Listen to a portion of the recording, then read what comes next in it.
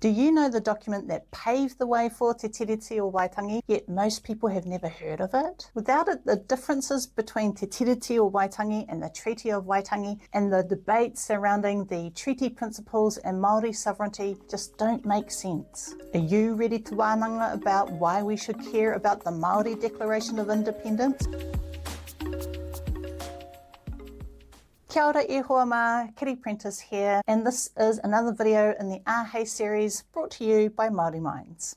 Before we start, make sure that you've checked out the introductory videos about what is a good wānanga and what is the right tikanga for your wānanga, and check the video description for a link to the downloadable worksheet that accompanies this video. And you can also check out MāoriMinds.com. Now let's get ready to wānanga. What's coming up? First off, I'll cover my approach in the Te Tiriti or Waitangi series in this Āhei program. Then we're going to talk about our constitutional foundations, He Whakaputanga, the relationship between He Whakaputanga and Te Tiriti. We'll ask the question, why care about He Whakaputanga? Then we'll go over some Wānanga prompts. Let me explain my approach.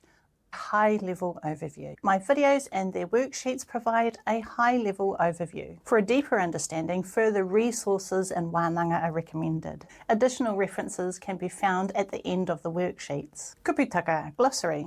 A glossary is provided at the end of the worksheets, but for your reference, the following are common terms that I use in the videos and worksheets. He Whakaputanga is short for He Whakaputanga o Te Rangatiratanga o Nu Tīreni, the Declaration of Independence of the United Tribes of New Zealand.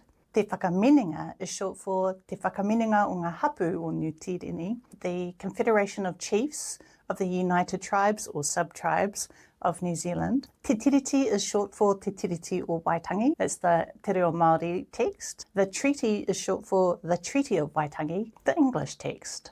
A mindset for wānanga. He Whakaputanga, Te Tiriti and the treaty are complex, sensitive topics. Engaging with them meaningfully requires respect and a mindset of inquiry, not judgment. This creates a space for honest, productive wānanga. Imagine if the rangatira or the British officials involved with Te Tiriti and He Whakaputanga were your tipuna, were your ancestors.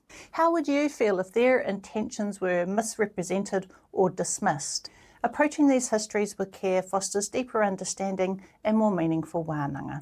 Text and translations. The English translations of He Whakaputanga and Te Tiriti that are referenced in these videos and the worksheets were translated by Dr Mānuka Henare and Professor I.H. Kāwharu respectively. The English version of the treaty that's referenced is the Waikato Manukau version, and that was the one that was signed by 39 rangatira. That differs from the original Busby-Hobson draft that was never signed by Māori. The debate around translation accuracy and the intent of parties, particularly regarding sovereignty and kāwanatanga, really just highlights the complexities of interpreting Te Tiriti and the treaty. The depth and breadth of these issues cannot be fully explored in these short videos or the worksheets. Vienna Conventions, historians and the Waitangi Tribunal. The Vienna Convention on the Law of Treaties from 1969 guides resolving treaty text differences by encouraging people to consider their context and intent. And while the treaty and Te Tiriti predate that convention, and it wasn't written by Indigenous peoples, I agree with the approach of trying to seek some better understanding by examining the context and intent of those documents. However, trying to understand the intent of people from over 180 years ago, as well as the context of their time versus our time, is extremely difficult. And that really requires a thorough historical analysis. A more in-depth exploration of those historical aspects is well beyond the scope of these videos or worksheets. I suggest exploring the works of scholars and historians and reading Waitangi Tribunal reports to deepen your understanding of Te Tiriti, the treaty and their modern implications. Wānanga with Māori. Traditionally, Māori had an oral culture, so their perspectives and worldviews cannot be fully conveyed in written texts. To truly understand He Whakaputanga, Te Tiriti and the treaty, wānanga face-to-face, kanohi ki te kanohi with Māori is essential. What are Aotearoa New Zealand's constitutional documents? Te Tiriti of Waitangi, the Māori text, and the Treaty of Waitangi, the English text, are foundational documents of Aotearoa New Zealand. Their tuakana, their aura or predecessors, He Whakaputanga o te Rangatiratanga o Nu Tīreni, the Declaration of Independence of the United Tribes of New Zealand, created in 1835. James Busby described He Whakaputanga as the Magna Carta of New Zealand independence. He Whakaputanga laid the foundation for Te Tiriti o Waitangi and the Treaty of Waitangi. Together, He Whakaputanga and Te Tiriti form the foundation of New Zealand's constitution, which is comprised of several documents. In He Whakaputanga, Māori rangatira, or chiefs, asserted their Rangatiratanga, so their independence, their authority, their leadership, their chieftainship, their kīngitanga, which is their sovereignty or kingship, their mana, their authority, control and power, and that resided fully with Māori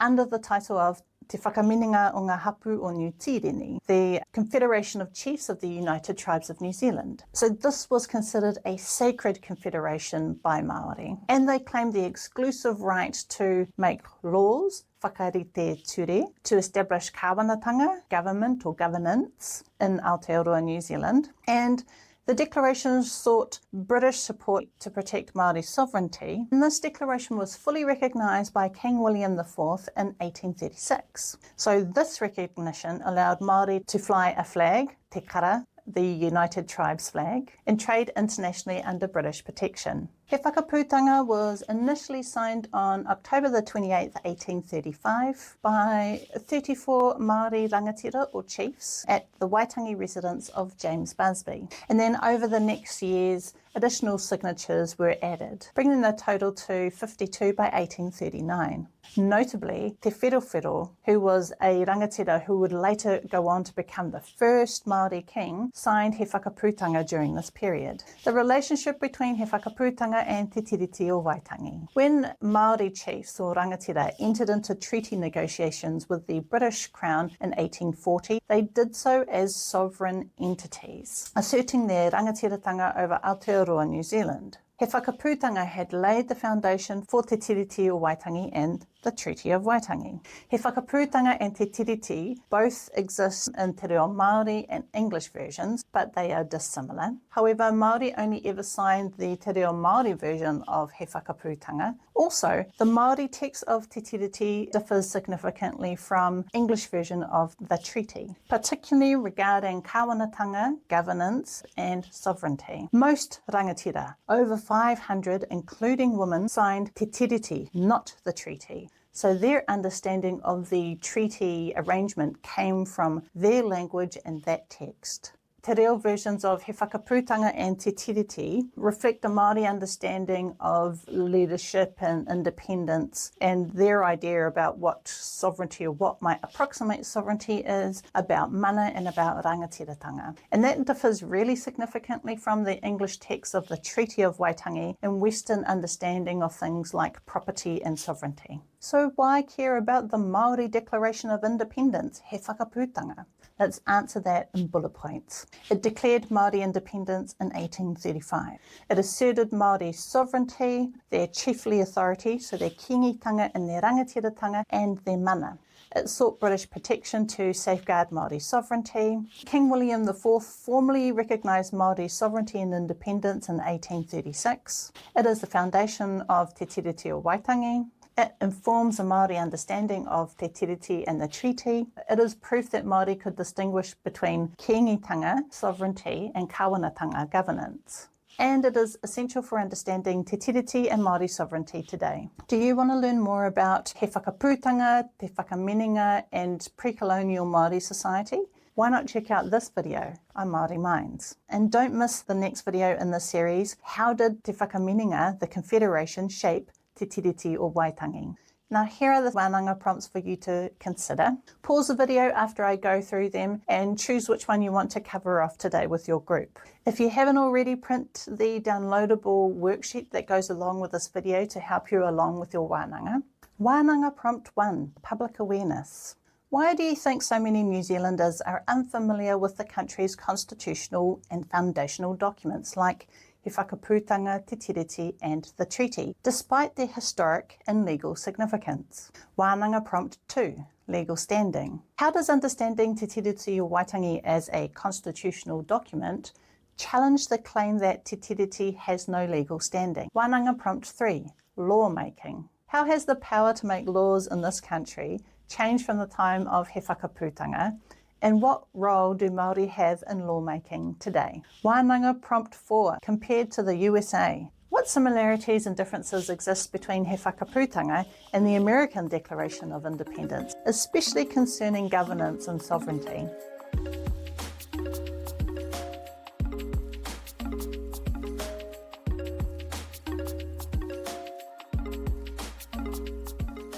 That's all our Wānanga prompts for today, so have a wonderful wānanga and ka kite anō.